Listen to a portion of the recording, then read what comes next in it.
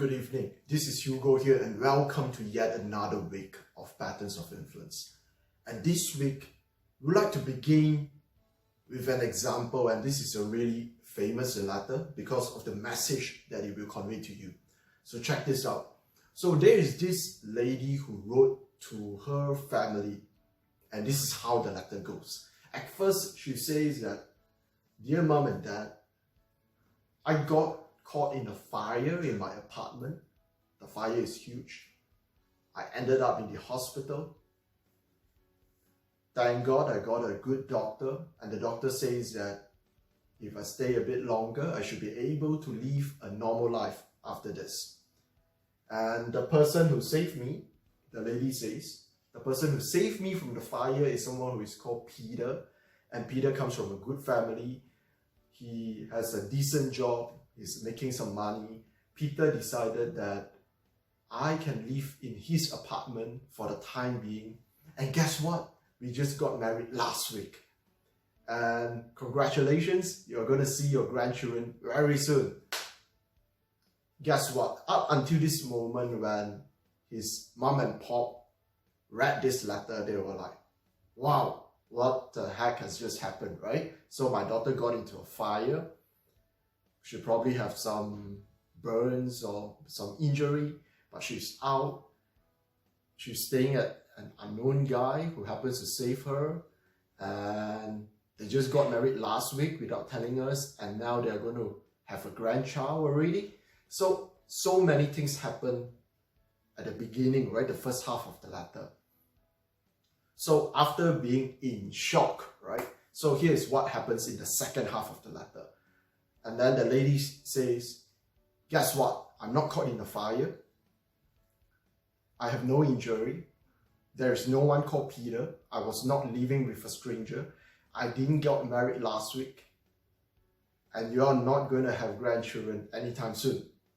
But I just want to tell you, I failed my biology test last week. And I tell you this now because I want to put this in the right perspective for you." So what do we learn from here, from this letter, right?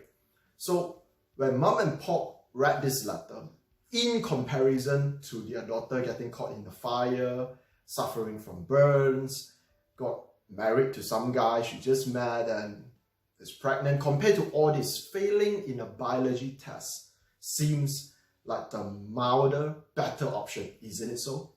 So this is what we're going to talk about this week, which is the power of perspective. You see, in the many patterns that we are going to explore in the coming weeks, one of the key things that I want you to take away is the power of framing. If you look at religious organization, if you look at the media, the newspapers, the magazine, the video channel, the news channel, you do realize that no matter how thin you slice the bread, there are always two sides of a story. And it depends on how the journalist is going to frame that story. On one side of the story, a particular person could be a terrorist. And in another side of the planet, he could be a hero. And it depends which version you want to push to the light. And if you think about it, like public relations specialists, right? What do? They are basically packaging the truth, the situation in the best light possible to get to their desired results. Guess what? Right now we are talking about all the external organization and factors that frame whatever that we consume every single day. It means that there is not one news, one video, one picture that we saw and we consume every single day that is not framed intentionally by some people working behind the scenes. Now, guess what? It's one thing to have other people frame all these things for us, and it's quite another thing how you frame situations yourself. There is this saying, right? There is no such thing as a bad weather. It is only weather if you are wearing the wrong clothes.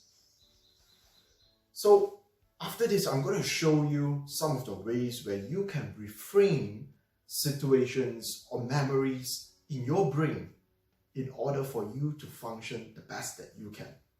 Take care. This is Hugo Tan.